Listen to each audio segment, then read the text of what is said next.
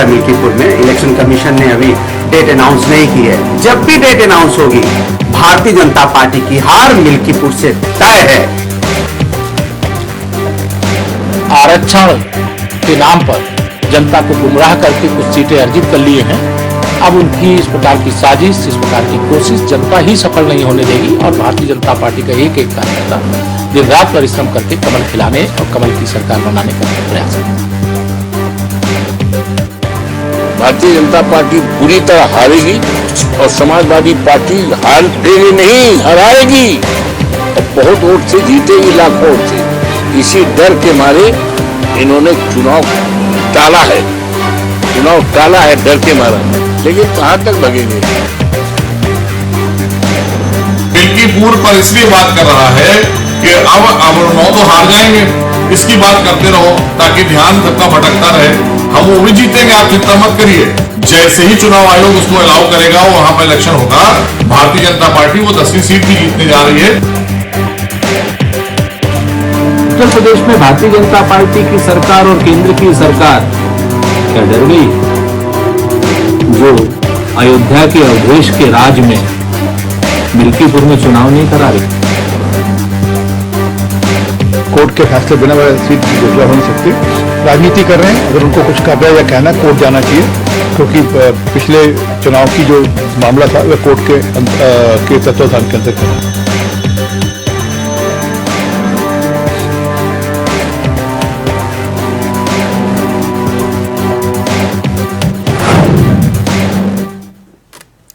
तो इंडिया गठबंधन का नया इम्तिहान खत्म होगा घमासान। इंडिया गठबंधन उस पर आए, लेकिन बात मिल्कीपुर की सियासी महाभारत से शुरू करते हैं।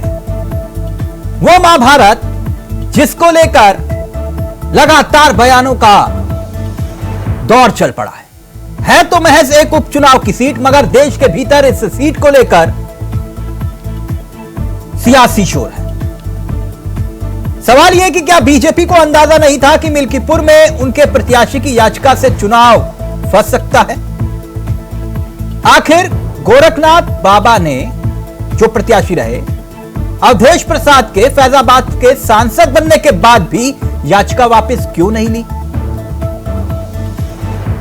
खबरें, और अगर खबरों में दम हुआ तो सूत्रों की मान लीजिए कि चुनाव की तारीखों के ऐलान के बाद बीजेपी ने लखनऊ में गोरखनाथ बाबा को बुलाया और तुरंत याचिका वापस लेने के लिए कहा, जिसके बाद गोरखनाथ के वकील ने याचिका वापस लेने का वीडियो तक जारी किया, जो इंडिया वॉइस ने आपको दिखाया भी। मिल्कीपुर की चुनाव की रिपोर्ट अयोध्या जिला प्रशासन से लेकर राज्य चुनाव आयोग से होते हुए दिल्ली चुनाव आयोग तक पहुंची होगी, लेकिन सरकार को इस बात की भनक क्यों नहीं लगी? क्योंकि खुद मुख्यमंत्री योगी आदित्यनाथ मिल्कीपुर में कई सभाएं कर चुके हैं, कार्यकर्ताओं और स्थानीय नेताओं से मिल चुके हैं। बावजूद इसके ये चूक कैसे हो गई कि सरकार को यह पता ही नहीं चला कि 2 साल पुराना एक केस पेंडिंग है, लंबित है और यहां चुनाव रुक सकता है। इस मुद्दे पर आए, मगर उससे पहले एक और मुद्दा दिलचस्प है और वो है इंडिया गठबंधन से जुड़ा हुआ। इंडिया गठबंधन के 2 बड़े चेहरे राहुल गांधी और अखिलेश यादव, दोनों एक साथ फिर से दिखाई दिए तो कयास लगने लगे। मसला था उमर अब्दुल्ला की शपथ ग्रहण का और चर्चा में आई यह तस्वीर जो अब आप देख रहे हैं। समारोह में राहुल गांधी और अखिलेश यादव एक साथ बैठे हुए नजर आए। तस्वीर को लेकर तरह तरह की चर्चाएं शुरू हो गई। दरअसल उत्तर प्रदेश में उपचुनाव का ऐलान है, जैसे कि हमने आपको बताया, और 13 नवंबर को 9 सीटों पर यह उपचुनाव होना है। सपा वैसे एक तरफा 6 सीटों पर उम्मीदवार उतार चुकी है। एक सीट मिल्कीपुर पर अभी भी चुनाव नहीं होना है और कांग्रेस के हिस्से में कौन सी सीट आएगी इस पर सस्पेंस बरकरार है, क्योंकि कांग्रेस 5 सीटों पर दावेदारी कर रही थी। अब ऐसे में यह मुलाकात क्या कोई पैगाम लेकर आई है, और खासतौर पे महाराष्ट्र के संदर्भ में भी, क्योंकि करहल, सीसामऊ, कठेरी, कुदरकी, खैर, गाजियाबाद, फूलपुर, मांझवा, मीरापुर, ये वो सीटें हैं जहां पर उपचुनाव होना है। मिल्कीपुर को अगर हम छोड़ दें तो होना 10 पे था,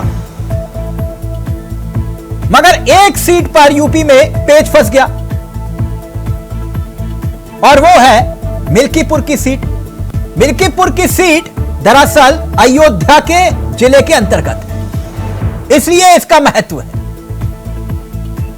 चुनावी याचिका क्या वाकई में इस चुनाव पर ब्रेक लगा चुकी है? क्योंकि उपचुनाव की 10 सीटों के 2022 के नतीजों के आधार पर देखें तो सपा के पास 5, बीजेपी के पास 3, राष्ट्रीय लोकदल 1 और निषाद पार्टी 1। ऐसे में यहां चुनाव बेहद दिलचस्प होगा, इसके आसार लगाए जा रहे हैं। आज इसी मुद्दे पर हम चर्चा करेंगे। हमारे साथ मेहमान कार्यक्रम का हिस्सा बनेंगे और इस दोस्ती की चर्चा जो एक बार फिर से आन पड़ी है कि राहुल और अखिलेश संकेत दे रहे हैं कि इंडिया गठबंधन में सब कुछ ऑल इज वेल है, तो क्या महाराष्ट्र में भी समाजवादी पार्टी का कोटा बढ़ेगा? क्योंकि जम्मू कश्मीर में, हरियाणा में गठबंधन कुछ और दिशा में दिखाई दिया, क्योंकि जम्मू कश्मीर में उमर अब्दुल्ला राहुल गांधी को क्या सियासी ठेंगा दिखा गए। कांग्रेस बाहर से समर्थन कर रही है। आज इन तमाम मुद्दों पर चर्चा करेंगे। हमारे साथ मेहमान कार्यक्रम का हिस्सा बनेंगे, लेकिन पहले कुछ बयान और फिर सीधा रुख करेंगे अपने मेहमानों की तरफ। जब भी चुनाव होगा भारतीय जनता पार्टी की हार तय होगी। हो सकता है अभी किसी वजह से चुनाव नहीं हो रहा है मिल्कीपुर में, इलेक्शन कमीशन ने अभी डेट अनाउंस नहीं की है। जब भी डेट अनाउंस होगी भारतीय जनता पार्टी की हार मिल्कीपुर से तय है। लोकसभा के चुनाव में जो झूठ के आधार पर जो संविधान आरक्षण के नाम पर जनता को गुमराह करके कुछ सीटें अर्जित कर लिए हैं, अब उनकी इस प्रकार की साजिश, इस प्रकार की कोशिश जनता ही सफल नहीं होने देगी और भारतीय जनता पार्टी का एक एक कार्यकर्ता दिन रात परिश्रम करके कमल खिलाने और कमल की सरकार बनाने का प्रयास करता। भारतीय जनता पार्टी इस चुनाव को जान गई है कि भारतीय जनता पार्टी बुरी तरह हारेगी और समाजवादी पार्टी हारेगी नहीं, हराएगी और बहुत वोट से जीतेगी, लाखों वोट से। इसी डर के मारे इन्होंने चुनाव टाला है डर के मारा, लेकिन कहां तक भगेंगे। मिल्कीपुर पर इसलिए बात कर रहा है कि अब 9 तो हार जाएंगे, इसकी बात करते रहो ताकि ध्यान सबका भटकता रहे। हम वो भी जीतेंगे, आप चिंता मत करिए। जैसे ही चुनाव आयोग उसको अलाउ करेगा और वहां पर इलेक्शन होगा, भारतीय जनता पार्टी वो 10वीं सीट भी जीतने जा रही है। उत्तर प्रदेश में भारतीय जनता पार्टी की सरकार और केंद्र की सरकार क्या डर गई है? जो अयोध्या के अवधेश के राज में मिल्कीपुर में चुनाव नहीं करा रही। वे भी जानते हैं कि मिल्कीपुर वाली जो सीट है वह मामला कोर्ट के तत्वाधान में है और कोर्ट के फैसले बिना वह सीट की घोषणा हो नहीं सकती। राजनीति कर रहे हैं, अगर उनको कुछ करना या कहना कोर्ट जाना चाहिए, क्योंकि पिछले चुनाव की जो मामला था वह कोर्ट के तत्वाधान के अंतर्गत है। तो यह राजनीतिक बयान है और आज इन्हीं बयानों के इर्द गिर्द उन सियासी समीकरणों को समझने की कोशिश करेंगे जो उत्तर प्रदेश की सियासत के साथ साथ देश की सियासत पर भी सीधे तौर पर असर डालेगा। सीधा रुख कर रहे हैं अपने मेहमानों की तरफ। आपको बता दें आज हमारे साथ इस चर्चा में जो मेहमान कार्यक्रम का हिस्सा बन रहे हैं वो आपकी स्क्रीन पर हैं। मनोज पंडित जी हमारे साथ हैं, बीजेपी के चेहरे हैं। सुधा मिश्रा जी बहुत दिनों के बाद इस कार्यक्रम का हिस्सा बन रही है, कांग्रेस के अनुभवी चेहरे हैं और साथ साथ जो है तर्कों के साथ अपनी बात रखती हैं। और विपिन जी हमारे साथ हैं, शर्मा जी भी राजनीतिक विश्लेषक और साथ ही साथ वरिष्ठ पत्रकार इस कार्यक्रम का हिस्सा हैं जो अपनी बेबाक राय के लिए जाने जाते हैं। आप सभी का बहुत बहुत स्वागत है। कुछ ही देर में एक चौथी खिड़की भी खुलेगी जिसमें हमारे साथ एक और मेहमान कार्यक्रम का हिस्सा होंगे। सबसे पहले मनोज पंडित जी, आपसे इस चर्चा की शुरुआत, इजाजत है? बिल्कुल बिल्कुल बिल्कुल सर, अयोध्या से कौन भाग रहा है? अयोध्या से कोई नहीं भाग रहा तिलक भाई। चुनाव होगा, मजबूती से चुनाव होगा। हाँ। अब जो चुनावी प्रक्रिया है, जो चुनावी सिस्टम है, उसको कैसे आप ब्रेक करेंगे मुझे बताइए। तो अयोध्या के युद्ध से कोई नहीं भाग रहा, आप ये कह रहे हैं? नहीं नहीं नहीं, मतलब इनमें भागने का कोई सवाल ही नहीं है। भारतीय जनता पार्टी भागती नहीं है हाँ तिलक भाई। लेकिन हाँ आपका फ्रेम, हाँ बोलिए बोलिए पंडित जी। मैंने कहा भारतीय जनता पार्टी भागना नहीं आता, भारतीय जनता पार्टी को काम करना आता है, काम करके दिखाते हैं। हरियाणा इस बात का गवाह है, हाँ पूरा उत्तर प्रदेश, पूरा हिंदुस्तान गवाह है इस बात का। आप देखिए कि भागना भारतीय जनता पार्टी को नहीं आता है। हाँ। ये तो चीजें हैं, ठीक है। ये अब ये चुनावी प्रक्रिया है, ये तो चुनाव आयोग, क्योंकि कोई भी लोकसभा या विधानसभा का कोई भी मामला अगर किसी कोर्ट में पेंडिंग है तो उसको चुनावी प्रक्रिया में नहीं डाला जा सकता। ठीक, बिल्कुल ठीक कहा आपने। तो इस पूरे मुद्दे को लेकर मेरे जहन में कुछ सवाल हैं, थोड़ा सा मार्गदर्शन अगर आप कर पाए। पंडित जी, बताएं।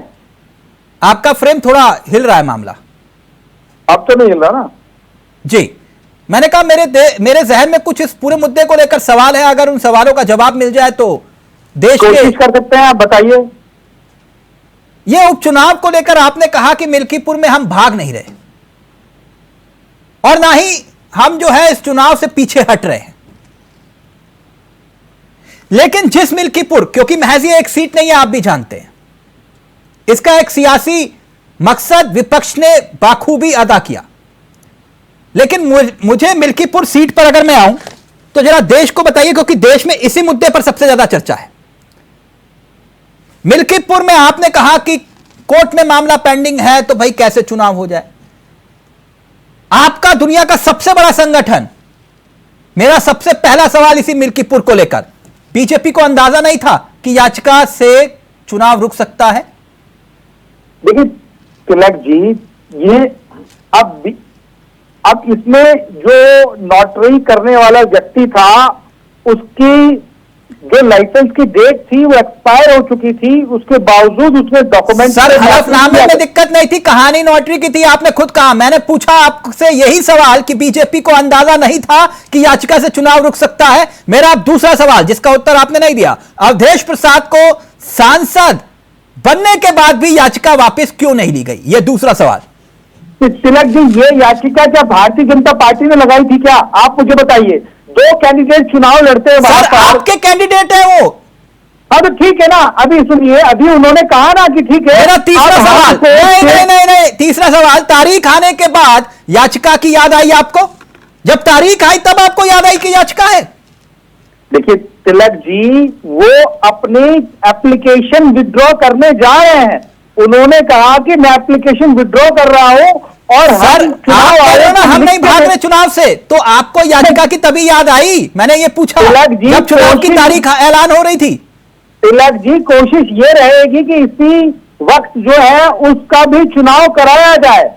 मैं आपको आश्वासन दे रहा हूं। आप कैसे करवा दोगे? चुनाव आयोग आपके कहने पर थोड़ा ना करेगा सर, कि आपके कहने आप बताइए। नहीं तो उसमें करना क्या, डेट थोड़ी बदलनी है उसमें। आप मुझे बताइए क्या करना है उसमें। नहीं सर, चुनाव आयोग आपके कहने पर चुनाव करवा देगा क्या?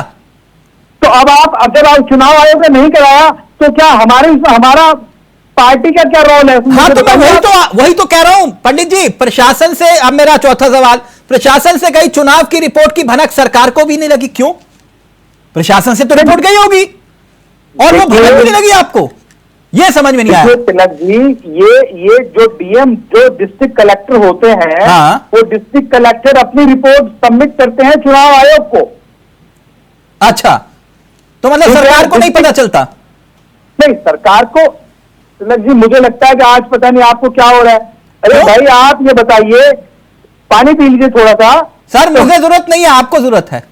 नहीं, मुझे क्या जरूरत है? आप मुझे बताइए कि जब 9 सीटों पर चुनाव कराया जा रहा है तो एक सीट पर चुनाव में क्या आपत्ति है? सर वहां चुनाव नहीं कराया जा सकता था? आप कह रहे हो क्योंकि पूरे देश में एक ही सीट पर चर्चा है, मैं इसलिए सवाल लेकर आया हूं आपके सामने कि सरकार तक भी याचिका की जानकारी कैसे नहीं पहुंची। मेरा आखिरी सवाल आपसे। अब ठीक है, ये जांच का विषय है, जांच की जा सकती है इसमें, जांच करेंगे। पर मेरा मानना यह है कि प्रयास ये किया जाएगा। ये भी एक संजोग था कि मुख्यमंत्री वहां प्रचार कर रहे हैं और आपको इस बात का इल्म भी नहीं है कि यहां याचिका की वजह से चुनाव रुक सकता है। देखिए तिलक जी, मुख्यमंत्री तो सारी जगह प्रचार कर रहे हैं। ऐसा नहीं है कि मुख्यमंत्री खाली उसी सीट पर प्रचार कर रहे हैं। हाँ। जो 9-10 सीटें थी, हाँ। सारी जगह सारी पार्टी काम कर रही थी। ये तो जब कल चुनाव आयोग कुल मिला के आप चुनाव से भागे नहीं? नहीं, भागने का क्या मतलब है? चुनाव लड़ेंगे और कोशिश ये करेंगे कि अभी चुनाव हो जाए यहाँ पर। अच्छा, आप कोशिश करेंगे चुनाव यहीं पे हो जाए। सुना आपने सुधा जी, ये कह रहे हैं हम चुनाव से भागे नहीं, हम चाहेंगे कि चुनाव अभी हो जाए। मुझे नहीं मालूम क्योंकि चुनाव आयोग तय करता है कि चुनाव कब होना है, लेकिन पंडित जी कह रहे हैं कि हम चाहते हैं चुनाव अभी हो जाए। तिलक जी, आप पूरे पैनल को प्रणाम करती हूँ और आपके चैनल से बहुत दिनों बाद आई हूँ, इसके लिए मैं आपसे माफी चाहती हूँ जी। और अभी जो आपने प्रश्न पूछा और प्रश्न के उत्तर से पहले मोहनीश नकवी जी ने एक लाइन लिखी है जो आज मनोज भाई पे सटीक बैठती है, उसके साथ मैं शुरू करूंगी कि उसने ये भी लिखा है मेरे घर नहीं आना, साफ साफ लफ्जों में रास्ता भी लिखा है। ये जो चुनाव आयोग और जो चुनाव में एक सीट का रोकना और जो जवाब है कि कैसे 60-गांठ से उस रिपोर्ट के बाद आपने कहा सरकार को भनक नहीं लगी, सरकार को पता है कि हार रहे हैं और हार रहे हैं तो कुछ न कुछ एन केन प्रकार अयोध्या में होने वाली पहली हार को छुपाने के लिए कुछ तो करना ही था। और सबको, पूरे देश को पता है, पूरी दुनिया को पता है कि चुनाव आयोग के सिलेक्शन से लेके, रिजेक्शन से लेके, सीपी से लेके, चुनाव आयोग के हर प्रेस वो आपका शायराना अंदाज एक बार फिर से, क्योंकि उस समय आप पिक्चर से गायब हो गए थे, मैं चाहूंगा प्लीज अगर वो आप एक बार फिर से दोहरा पाए। हाँ बिल्कुल, मनोज जी पे सटीक बैठा कि मैं फिर से बोल देती हूँ। मैं मोहनीश नकवी जी ने लिखा है कि उसने ये भी लिखा कि मेरे घर नहीं आना, उसने ये भी लिखा कि मेरे घर नहीं आना और साफ साफ लफ्जों में रास्ता भी लिखा है। तो चुनाव आयोग और सरकार की सांठगांठ और उपचुनाव में एक सीट को रोकना ही दिखा रहा है। मैडम एक बात बताइए, वो 9 सीटों पर उपचुनाव के लिए तैयार है जी, आप एक सीट को ही बहाना क्यों बना रहे हैं? लड़िए ना, किसने मना किया आपको? 9 सीटों पर अपनी ताकत दिखा दीजिए। और 9 सीटों में 6 सीटें ऐसी हैं जहां पर प्रत्याशियों के नाम का ऐलान हो गया। अब जो सपा आपको देगी, आपको उन्हीं सीटों पर चुनाव लड़ना होगा। बोलिए इंडिया गठबंधन की जय। खुल जाए। अब मैं तिलक जी से एक बात स्पष्ट कर देती हूँ, ये 10 के 10 अगर सीटों पे चुनाव हो रहे होते, 9 पे हो रहे हैं और इंडिया गठबंधन 9 के 9 जीतने का और 10 पे जीत रहा था। मैडम आपको क्या मिलेगा? मैं तस्वीर अगर अखिलेश यादव और प्लीज राहुल गांधी की जो तस्वीर, एक मिनट मुझे वो तस्वीर जरा दर्शकों को दिखाने दीजिए, बहुत महत्वपूर्ण, बहुत वायरल हो रही है। मैं अपने सहयोगी से चाहूंगा अखिलेश यादव और राहुल गांधी की तस्वीर होगी। हाँ, ये तस्वीर, हाथ में हाथ डाले हुए, केमिस्ट्री गजब की है दोनों के बीच में, ठीक, गजब की दोस्ती बताते हैं, बिल्कुल है ना। लेकिन एक बात बताइए, ये उमर अब्दुल्ला का शपथ ग्रहण था, तभी उसी दौरान की ये तस्वीर है, दोनों साथ भी बैठे हुए थे जी। दोस्त से बिना पूछे ही 6 प्रत्याशियों के नाम का ऐलान कर दिया। गजब दोस्ती है आप लोगों की। नहीं, क्या अखिलेश जी ने और राहुल जी ने कहा था क्या भाई हम गठबंधन में 10 के 10 सीटों पे चुनाव की तैयारी कर रहे थे? हाँ। हम आपस में कितने सीट पे चाहते हैं वो अलग मसला है, लेकिन जब गठबंधन में ही आपने लोकसभा में आपने देखा कि अयोध्या में जो हुआ था, एक्चुअली मिल्कीपुर की सीट को लेके जो चीजें की जा रही है ना तिलक जी, ये संशय नहीं, पूरी तरह से कंफर्मेशन है इस देश के लिए। मैडम साबित करिए ना कैसे। हाँ बता रही हूँ कैसे।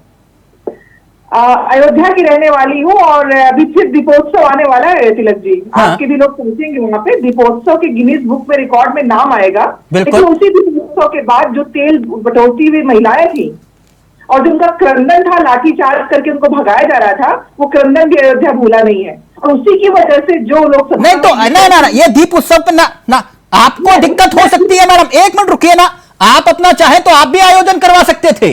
आपने कभी दीप उत्सव नहीं करवाया अयोध्या में? नहीं, क्यों नहीं कराया? नहीं तो करवाया ना, किसने करवाया? आज भी करवाते। नहीं तो आप भी करवा लेते ना सरकार की तरफ से।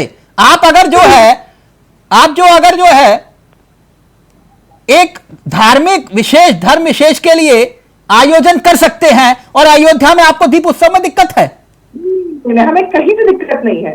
क्यों रोजा इफ्तार पार्टी आप करवा ले और अयोध्या में दीप उत्सव ये करवा ले तो आपको दिक्कत है? ना गिनीज बुक ऑफ रिकॉर्ड में नाम दर्ज हुआ, इसको मैं पढ़ाती नहीं हूँ तो दिक्कत नहीं है। दिक्कत उस बात से जो तेल बटोरने वाली महिलाओं के आंसू को लाठी से किया गया था, उस बात की दिक्कत है। ठीक, मुद्दे पर आइए ना, मिल्कीपुर पर।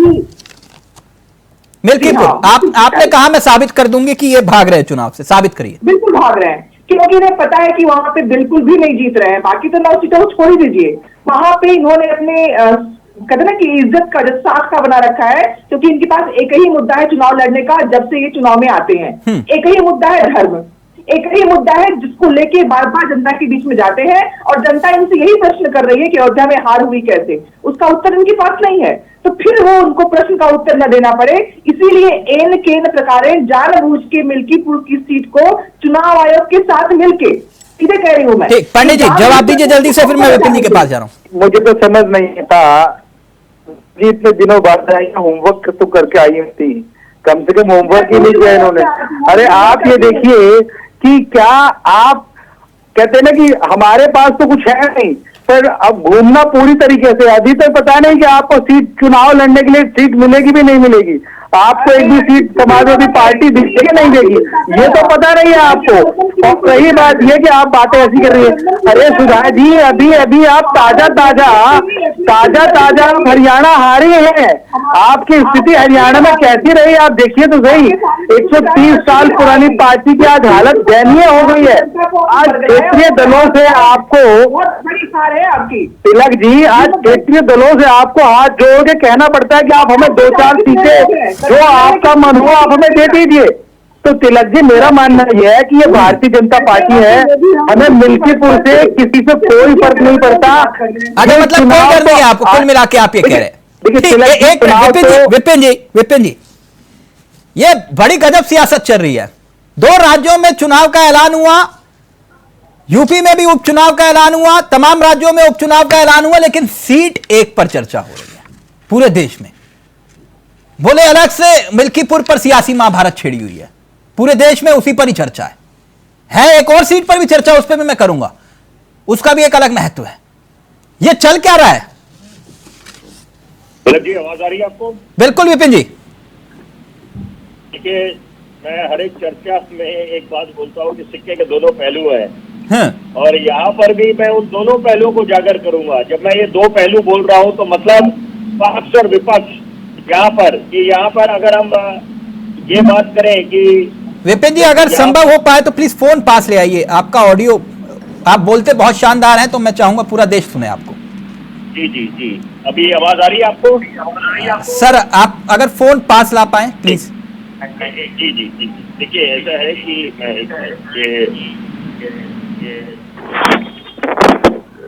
देखिए सबसे जरूरी बात है जिसको समझने की आवश्यकता है कि यहाँ पर अगर सपा बोले, कांग्रेस बोले, इंडिया अलायंस का दल बोले कि भाजपा डर गई है, तो इसके कारण इलेक्शन कमीशन ने, पहली बात तो ये समझ लेना चाहिए इलेक्शन कमीशन निष्पक्ष है। तो यहाँ पर ये हर एक जगह पे चुनाव आप लोग जीत जाते हैं, तो वहां पर जम्मू और कश्मीर में तो कुछ सवाल नहीं उठे ईवीएम को लेकर, तो लेकिन यहाँ पर अगर हरियाणा की बात होती है तो सवाल उठने लग जाते हैं। तो ये भी लाजमी है, लोकतंत्र है, यहाँ पर हर किसी को हक है अपने अपने सहूलियत, क्योंकि भूलना नहीं चाहिए डॉक्टर मनमोहन सिंह साहब ने, जिनका पूरा देश सम्मान करता है, और उन्होंने एक बात बोली थी, कंपल्शन ऑफ कोएलिशन, गठबंधन की मजबूरियां, और मैं उसमें इजाफा करूंगा, बोलूंगा सहूलियत की राजनीति। तो यहाँ पर अपनी अपनी सहूलियत के हिसाब से राजनीतिक दल नेता बातें करते हैं, और यहाँ पर सबसे जरूरी है समझना मिल्कीपुर को लेकर जो ये घोषणा नहीं हुई है तारीखों की, और सिर्फ केवल 9 सीटों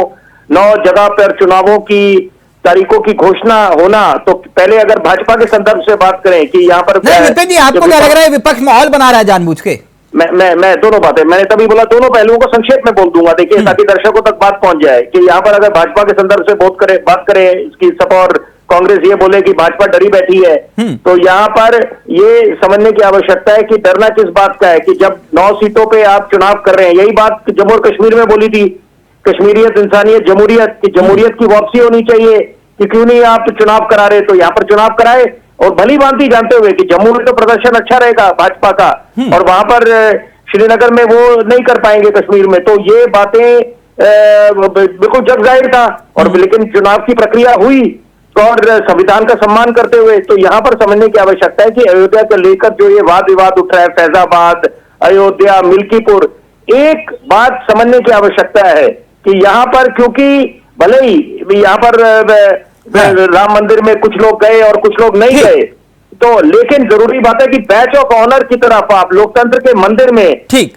संसद में आप देश प्रसाद को आगे बिठाते हैं और वहां पर ये दर्शाना चाहते हैं। देखिए एक तरफ तो आप राम मंदिर पे सवाल उठ रहे थे, यहाँ पर जब प्रभुराम इतने वर्षों से तरपाल में थे। मैं एक सेकंड, जरा विधायक जी भी साथ जुड़े हुए हैं, प्लीज अपनी बात जल्दी पूरी करिए प्लीज। जी, मैं ये बोलना चाहूंगा, देखिए दोनों पहलू होते हैं यहाँ पर। विपक्ष को यहाँ पर अगर कांग्रेस की बात करें, सपा, उनको हक है यहाँ पर बोलना कि आप क्यों नहीं सवाल उठाने का। ठीक, आपका पॉइंट आया, मैं आप ही का पॉइंट एक मिनट विधायक जी से जरा उसका जवाब ले लूं, फिर मैं आप ही के पास आ रहा हूं।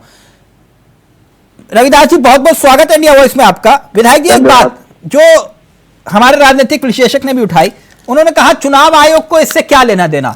आप लोग एक सीट पर बवाल काटे हुए हो, चुनाव आयोग के ऊपर बार बार इल्जाम आप लगा रहे हो। यही जम्मू कश्मीर में आप जीते तो वहां आपने कहा कि सब कुछ ओके है, और आज एक मिल्कीपुर को लेकर आप चुनाव आयोग पर सवाल उठा रहे हो। देखिए, मिल्कीपुर में जो विधायक थे अमरीश प्रसाद जी, वो अयोध्या के सांसद हो गए, और जो मिल्कीपुर के विधायक थे तो कोर्ट में याचिका दायर हुई।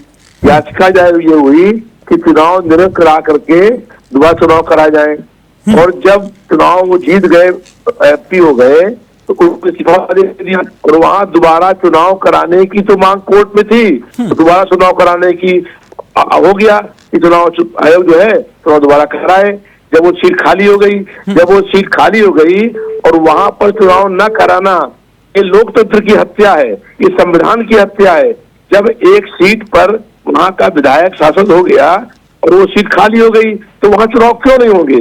इसलिए कि पूरी दुनिया की, पूरे देश की निगाहें अयोध्या टिकी हुई है। विधायक जी, अगर चुनाव का ऐलान हो जाता, मैं आप ही की बात कर रहा हूं, अगर चुनाव का ऐलान हो जाता और बाद में ये पता चलता कि ये याचिका कोर्ट में दाखिल थी, सुनिए, तो फिर आप कैसे चुनाव आयोग को इस बात का भी पता नहीं था कि याचिका दाखिल? तिलक जी बात समझ लीजिए,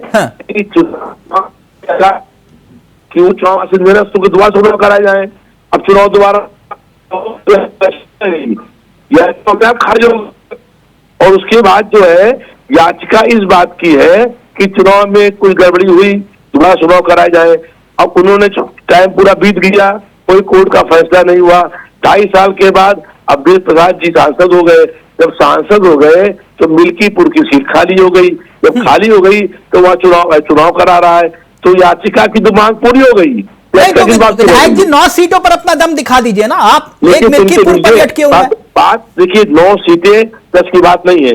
बात यह है कि भाजपा की सरकार लोकतंत्र की हत्या कर रही है, संविधान की हत्या कर रही है। सर आप बताइए ना, मैं विधायक जी, आप खुद देखिए एक प्रक्रिया के तहत विधायक बनने हैं, जनता ने आपको चुना है। मैं इसलिए बार बार ये बात कह रहा हूं आपसे कि आप सीधे तौर पर ये तो बताइए कि सर चुनाव आयोग को अगर ये बाद में पता चलता, जो बातें अब आई हैं कि भाई याचिका थी, इस वजह से चुनाव को टाल दिया गया, चुनाव करवाने के लिए मना थोड़ी ना किया जा रहा है कि मिल्कीपुर में चुनाव नहीं होगा, अब याचिका वापस हो रही है।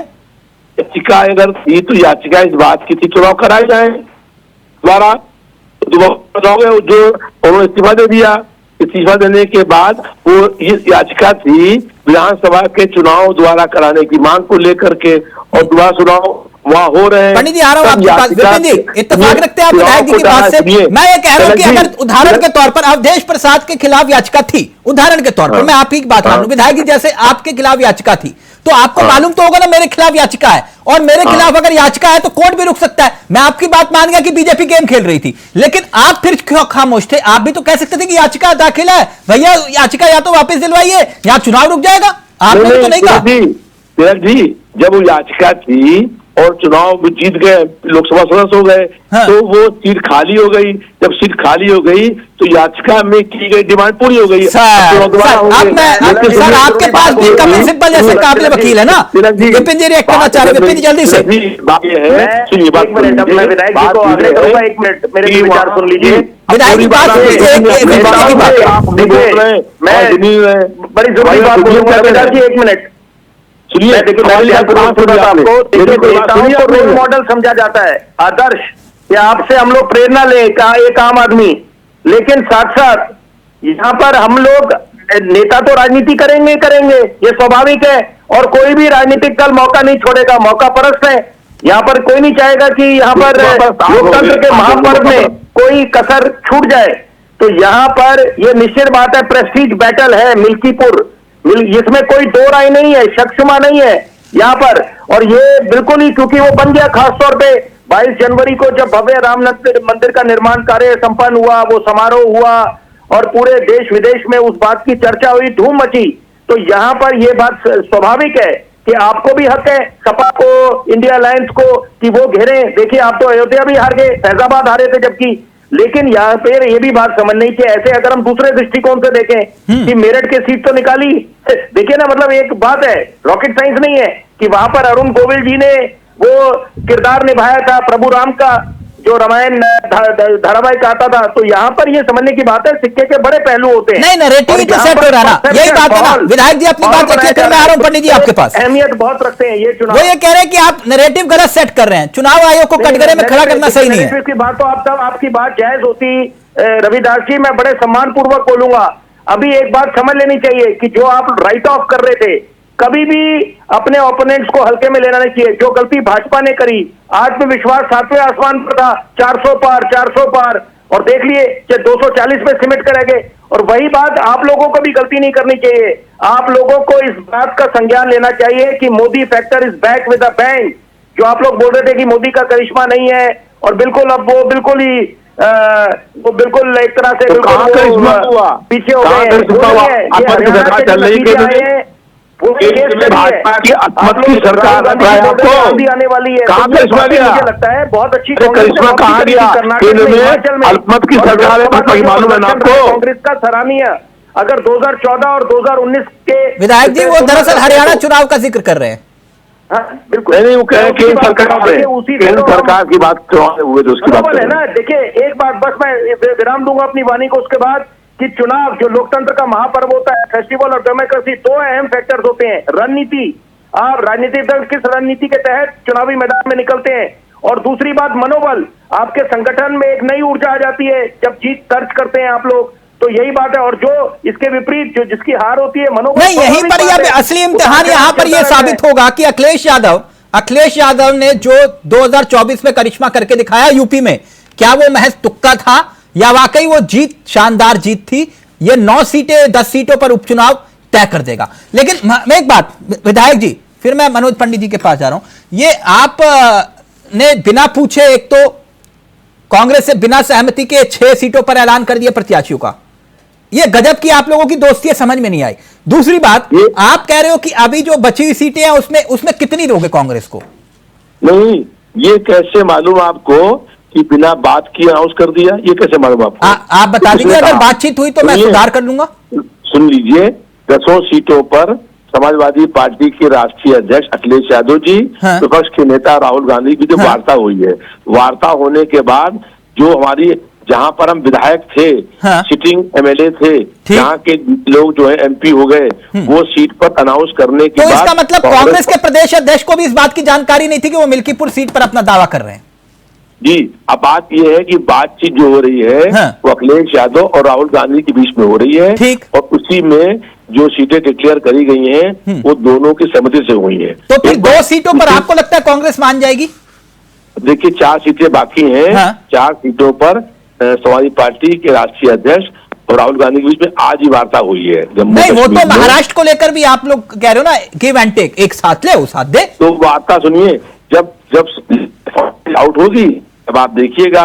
हम लोग ये चाहते हैं, आपको लगता है महाराष्ट्र में कहीं वो अखिलेश वाला एपिसोड शुरू कर दे? तो इनके यहाँ कई धुरंधर हैं ऐसे कांग्रेसियों। कोई देखिए, अगर कोई भी करता अखिलेश यादव जी के बीच में बारे में ऐसी बात कहेगा तो ये समझिए कि सरकार उसके लिए मदद नहीं। इसलिए जो है सबको सम्मानजनक बात कर रही है। नहीं सुधा जी, इस बार थोड़ा ख्याल रखिएगा। रविदास मल्होत्रा जी बिल्कुल सही कह रहे हैं। जो आप लोगों ने 2 बार अपमान किया, हरियाणा में भी किया, दीपेंद्र हुड्डा बोल रहे थे अखिलेश का कोई प्रभाव नहीं है यहाँ, और आपने वहां पर कमलनाथ जी को कहा कि बोल दो, सीटें मांग रहे हैं।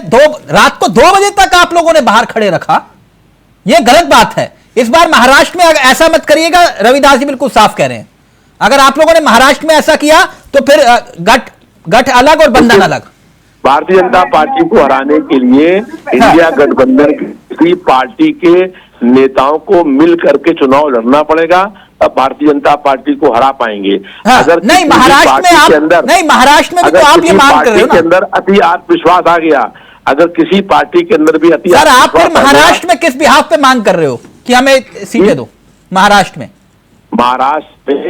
वो सीट की मांग नहीं है हमारा, उसमें जो है वो जो गठबंधन हो उसमें हम लोग है शामिल हैं, तो उसमें हमारा प्रतिनिधित्व हो, और वहाँ हमारे विधायक भी है महाराष्ट्र में। सर आपको तो इन्होंने बताइए, आपको बुरा तो लगा होगा, रात को 2 बजे तक एमपी में खड़े रखा आपको गेट के बाहर, है ना? हरियाणा में आपको पूछा नहीं इन लोगों ने, तो फिर आपको बुरा तो लगा होगा ना। महाराष्ट्र में आप कह रहे हो कि हमें दे देना।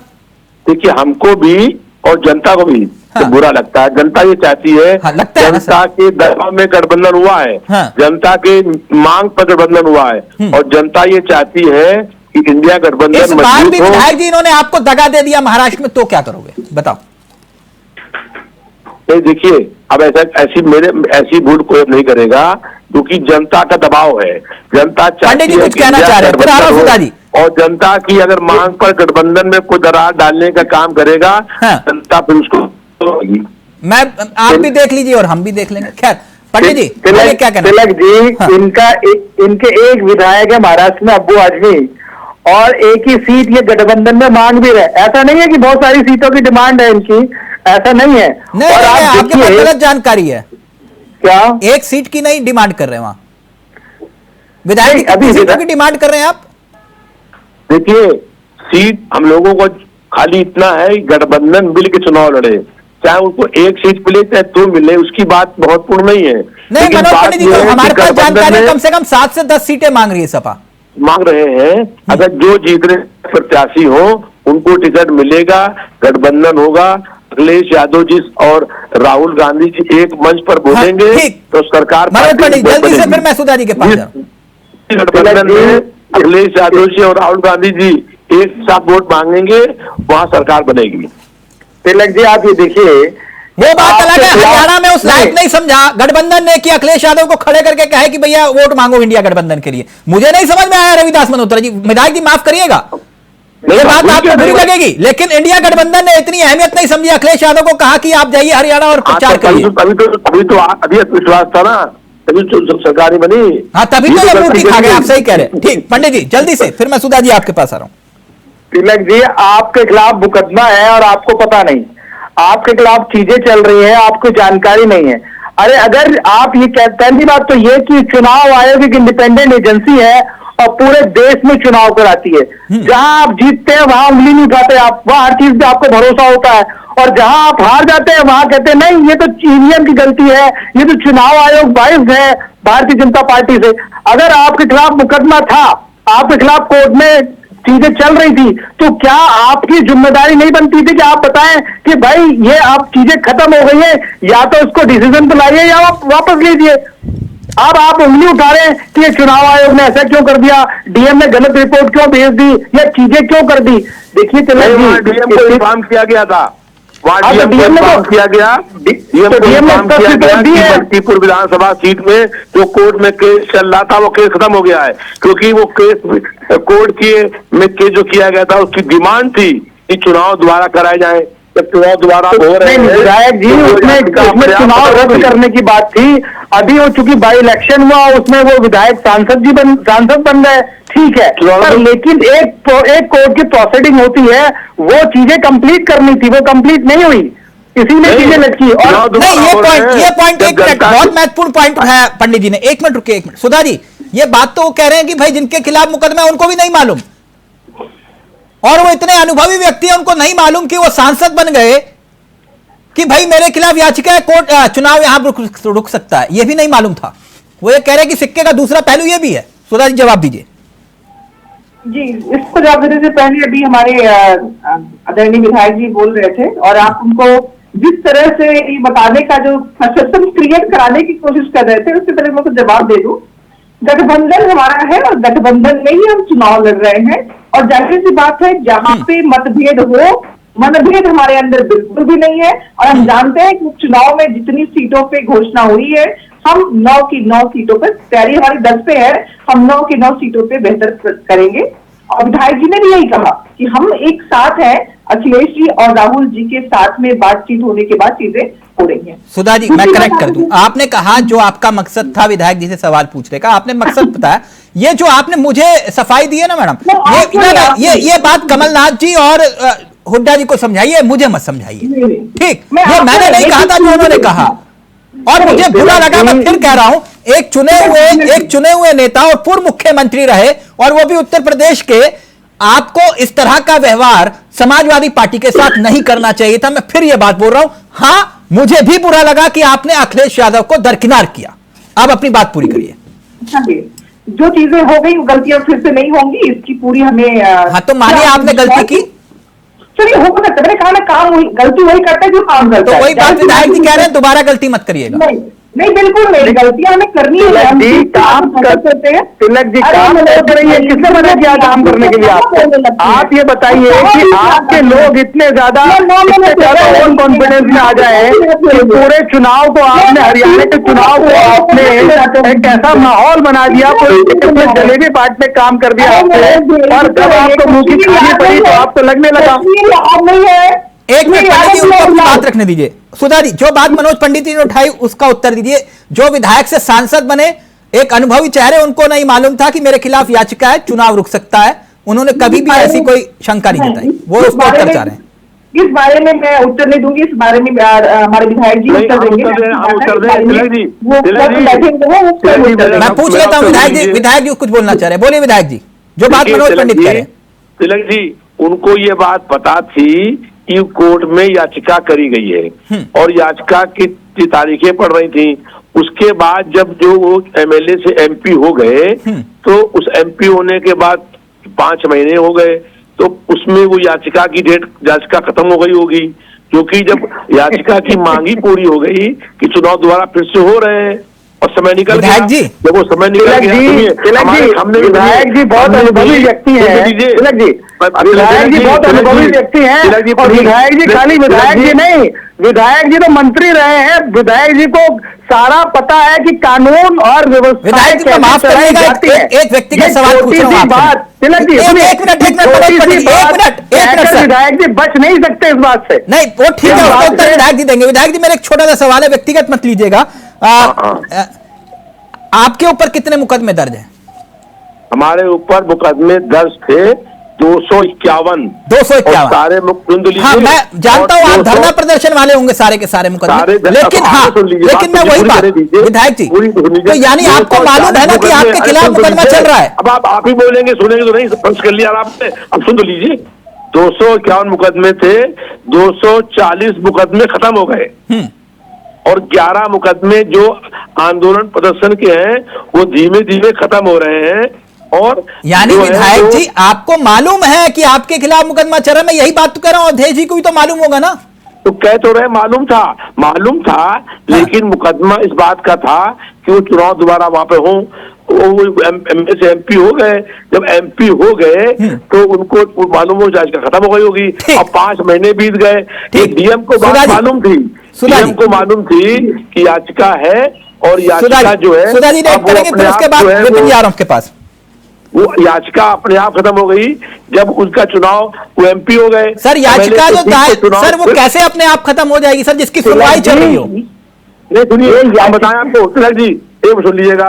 एक बार 2002 में हम 300 वोट से चुनाव हार गए थे।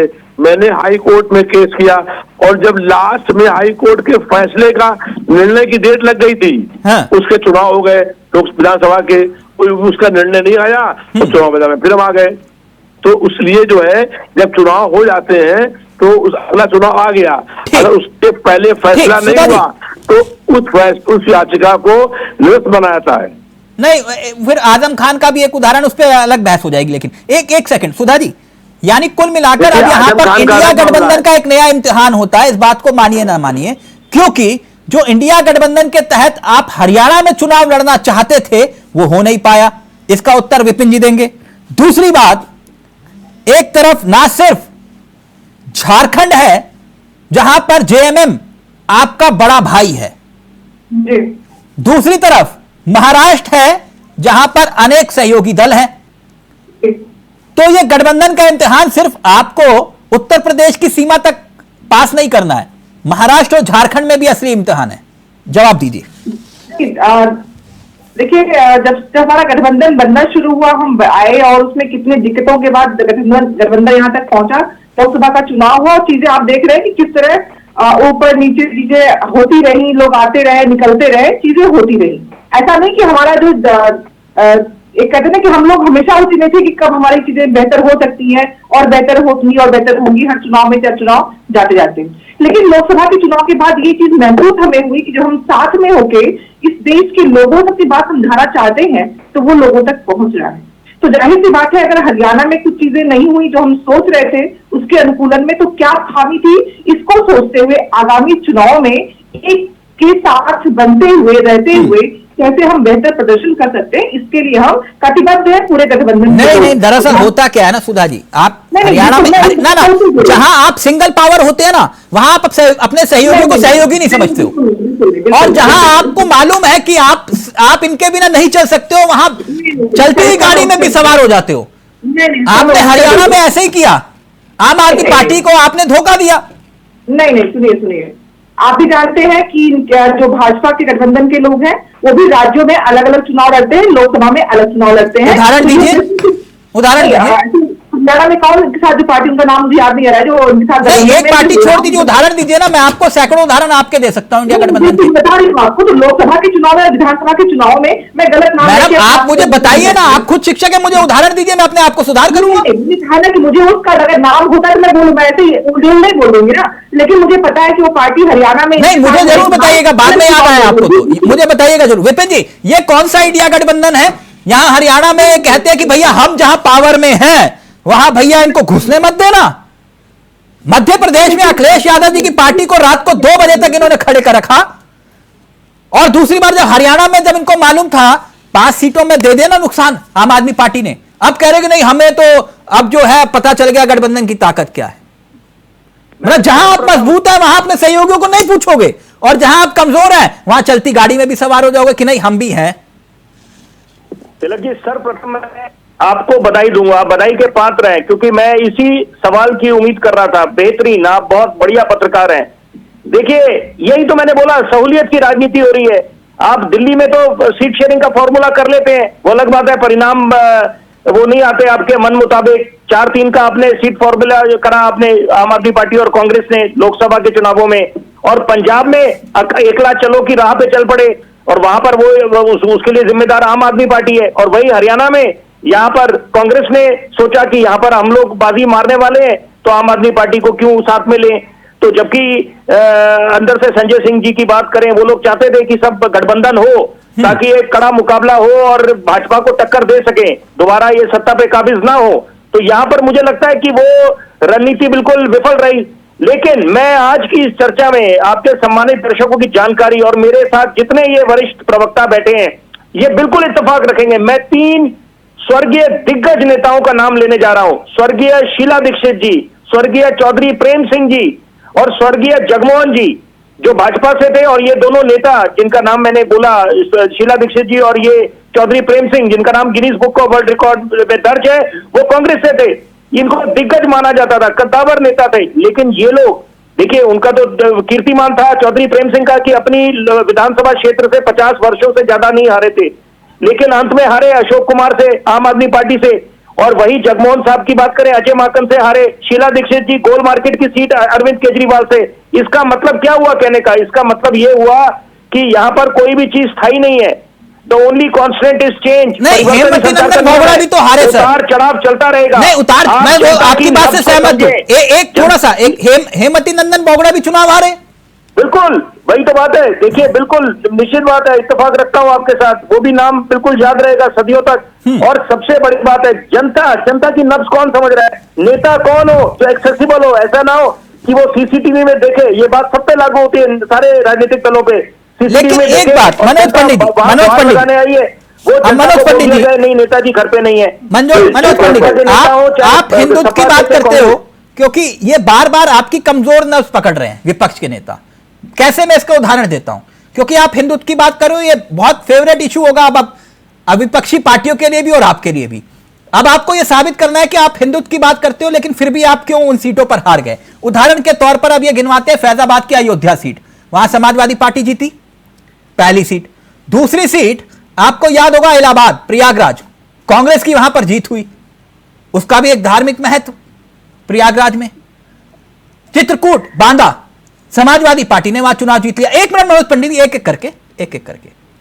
इसके बाद रामेश्वरम की सीट वो भी आपके हाथ से गई। फिर इसके बाद नासिक, इसका भी एक अलग महत्व है। शिवसेना, उद्धव ठाकरे गुट, वो चुनाव जीत गया वहां। अब इसके बाद बद्रीनाथ, वहां की जनता ने भी आपको नकार दिया और फिर जो है कांग्रेस का प्रत्याशी वहां चुनाव जीत गया, जीता ना सर। ये उदाहरण थे। अब असली एक और मुकाबला मिल्कीपुर पर तो आप चर्चा कर रहे हैं विधायक जी। सुधा जी, एक और छोटी सी जानकारी आप लोगों को दे देता हूं, केदारनाथ में भी उपचुनाव है, समझ रहे हैं मनोज पंडित जी? जी। केदारनाथ में भी उपचुनाव है और ये हिंदुत्व का जो आप झंडा उठा के चल रहे हैं और नतीजे कुछ और बता रहे हैं।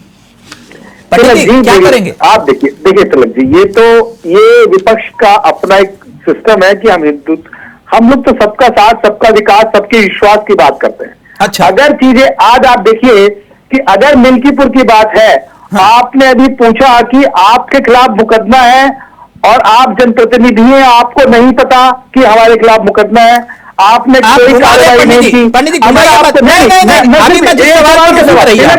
एक सवाल का जवाब दे रहा, प्लीज। अगर आपको लगता था, अगर आपको चीजें लगती थी कि कहीं ना कहीं सरकार ये चुनाव नहीं होने देगी या नहीं कराएगी, तो क्या आपकी ये जिम्मेदारी नहीं बनती थी कि आप अपनी तरफ से कोई कदम उठाते और चीजों को आगे बढ़ाते?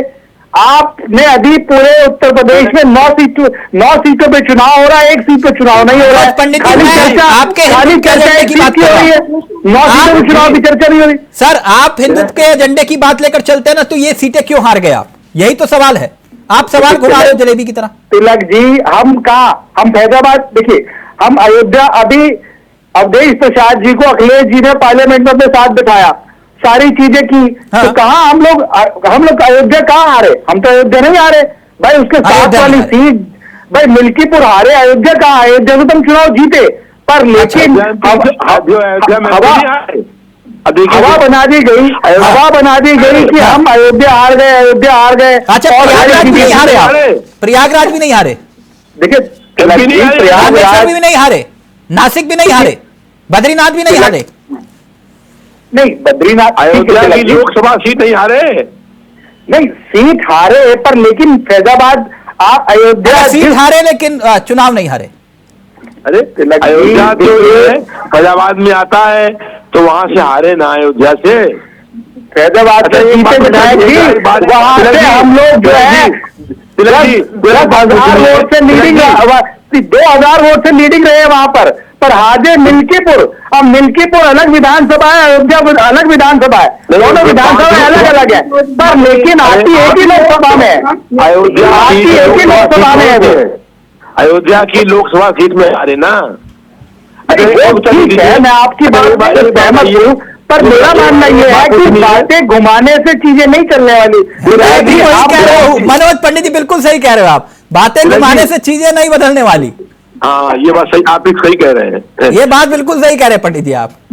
तिलक जी, तो एक बात, come to the point, come to the matter. मेरा मानना यह है कि हम लोग अगर ये बात करें कि हमें चुनाव की तैयारी आपकी बहुत अच्छी है, ठीक है, कोई बात नहीं, दूध का दूध पानी का पानी हो जाएगा, ये चुनाव है। जल्दी से एक बहुत इंपॉर्टेंट इशू है, वो भी उठाऊंगा, फिर सुधा जी उस इशू को लेकर बहुत नाराज हो जाएंगे, क्योंकि उनके नेता के खिलाफ एक मंत्री ने ऐसी बात कह दी है, वो भी उठाऊंगा जल्दी से। विपिन जी। जी, मैं देखिए संक्षेप में ये बात बोलना चाहूंगा कि जनता के विवेक पे छोड़ देते हैं। जनता जनार्दन होती है, हाँ। वो भली भांति देखिए, वो समझेगी कि कौन सनातन धर्म को आगे लेके जाएगा, या ये बात है कि, और जो विपक्ष बोलता है कि आप भाजपा सांप्रदायिक है, तो वो मुझे लगता है कि वो उनके विवेक पे, क्योंकि जब ये लोकतंत्र का महापर्व होगा, चुनाव होगा, तो तस्वीर बिल्कुल साफ हो जाएगी। मनोज पंडित जी, पानी का पानी। मनोज पंडित जी, एक और, क्योंकि विषय लाइव में भी कमेंट आया, वो आपके जो नेता हैं बीजेपी के, दिनेश शर्मा, नाम मालूम है ना आपको? दिनेश शर्मा जी, जो यूपी सरकार में मंत्री भी रहे, डिप्टी चीफ मिनिस्टर थे उत्तर प्रदेश सरकार के, अभी राज्यसभा सांसद हैं वो। नहीं, दिनेश सिंह, माफ करिए, दिनेश सिंह अभी मंत्री हैं, रायबरेली से पहले वो थे, कांग्रेस। मैं उन्हीं की बात कर रहा हूं। वो प्लीज, अगर उनका ट्वीट देखा आपने सोशल मीडिया पे, जो उन्होंने लिखा, उसके बाद जो बवाल हो रहा है, देखिए। दिनेश प्रताप सिंह लिख रहे हैं, अंततः लड़की लड़ नहीं पाई और भाग ही गई वहां जहां लड़ना ना पड़े। बूढ़ी नहीं, किस जो जो ना पता चल जाएगा सर आपको। बूढ़ी जो हो गई अंततः लड़की लड़ नहीं पाई और भाग गई। सर आप इस शब्दावली से इत्तेफाक रखते बहुत हैं? शर्मनाक बयान है। नहीं एक देखिए मिनट, ये मनोज पंडित देखिए तिलक जी किसी भी आपको नहीं मालूम है किसको कह रहे हैं? बहन और बेटी के तिलक लिए एक मिनट किसी रविदास भी जी, भाषा इस्तेमाल आप करना किसको बूढ़ी बहुत कह रहे गलत हैं? है। नहीं तिलक जी, स्थिति ये है कि दिनेश प्रताप सिंह उस परिवार के बहुत करीबी रहे और आप पुराने किसी परिवार का करीबी रहा, मुझे एक बात बताइए, आप इसे जायज मानते हैं ये भाषा को? नहीं बिल्कुल जायज नहीं मानते। और मैं आपके सरकार में हम मंत्री तिलक जी हम इस सांसद का भाषा चुनाव का हार समर्थन गए, नहीं करते। वो कह रहे तिलक हैं जी, महिलाओं के बारे में ऐसी भाषा, आप क्या तिलक साबित जी, करना चाहते हैं? हम इस भाषा का समर्थन नहीं करते। इस भाषा का समर्थन भारतीय जनता पार्टी नहीं करती। अगर कोई दल करता है तो ठीक है, तो कहिए नहीं ऐसी भाषा जो उन्होंने लिखी, जो उन्होंने कही, उसके बाद जरा तस्वीरें दिखाइए मनोज पंडित जी को। उनके आवास के बाहर कांग्रेसी पहुंचे और इस तरह देखिए क्या कुछ हुआ। देखा चोर बेईमान है। ये सब क्या हो रहा है? इस तरह की राजनीति शोभा देती है? देखिए तिलक जी, मनोज पंडित जी, मैं बिल्कुल हम लोग ऐसी राजनीति का समर्थन नहीं करते तिलक जी। और ये मैं बता दूं कि राजनीति का जो स्तर आज अब होता जा रहा है वो ठीक नहीं है। वो बड़ा एक सोचनीय विषय है कि आज हम लोग डिबेट में बैठ कर तिलक जी, आज हम डिबेट में बैठकर किसी भी व्यक्ति को अगर कुछ भी गलत बोलते हैं तो वो हमारा चरित्र और हमारी चीजें, हमारे संस्कार दिखाता है। मैं आपकी भावनाओं की कदर करता हूं। आप बोलिए कि नेताजी को माफी मांगनी चाहिए, मंत्री को। नहीं, मैं ये चीजें नहीं बोल सकता, पर मैं ये जरूर बोल सकता हूं कि मैं उनके बयान से इत्तेफाक नहीं रखता। नहीं, अभी तो आप कह रहे थे कि आप बोलिए ना, आपको दिक्कत क्या है? नहीं, मैं कह रहा हूं ना कि हम उनके बयान से इत्तेफाक नहीं रखते। अगर ये उनका बयान है, आप माफी नहीं मांगते? महिला, देखिए तिलक जी, ये किसी भी महिला, बहन, बेटी किसी की भी हो सकती है और होता भी है। हम लोग सबका सम्मान करते हैं, सारी चीजें करते हैं। नहीं, माफी नहीं मांगनी चाहिए, उनका दिल को ठेस पहुंची, लेकिन कह रहे हैं माफी नहीं बोलना। तिलक जी, इसमें ये लोग कुछ नहीं कर सकते हैं क्योंकि ये लोग सिर्फ कहने के लिए नारी बंधन करते हैं। जब हमारे प्रधानमंत्री जी करोड़ों की गर्लफ्रेंड कह सकते हैं तो उनके साथ के लोग तो जाहिर सी बात ही करेंगे। लेकिन इस देश में यत्र नार्यस्तु पूज्यन्ते रमन्ते तत् देवता, ये मात्र लिखा हुआ है, ये इस्तेमाल नहीं होता है। दिक्कत इसी बात की है। लेकिन मैं कोशिश करूंगी और मैं इन लोगों से चाहूंगी कि कम से कम प्रधानमंत्री जी इस बात का संज्ञान ले। तो वो करोड़ों की गर्लफ्रेंड कहना और जिस तरह से जर्सी गाय जाने क्या क्या कांग्रेस की विधवा करते जो स्टार्ट नहीं, आपके नेताओं के भी बयान ऐसा नहीं है, दोनों तरफ से वो दोनों के विरोध में रहती हूँ। लेकिन अगर संवैधानिक पद पर बैठा हुआ व्यक्ति अपने साथ के लोगों को ऐसे बयानों के साथ नहीं, नाराजगी तो मनोज पंडित जी ने भी अदा की ना। उन्होंने कहा कि उनके दिल को भी ठेस पहुंची। बस ठेस पहुंचेगी, लेकिन हम फिर भी वही काम करते रहेंगे, ठेस पहुंचाते रहेंगे। चलिए, वक्त इजाजत नहीं दे रहा, लेकिन इस बार जो रविदास मल्होत्रा जी कह रहे हैं वो बात को नोट करिएगा सुधा जी, और अगली बार जरूर बताइएगा कि एनडीए गठबंधन में कौन जो है वो जो अलग अलग चुनाव सुनिए, जो दिनेश सिंह ने बयान दिया है बहुत निंदनीय, बहुत शर्मनाक है।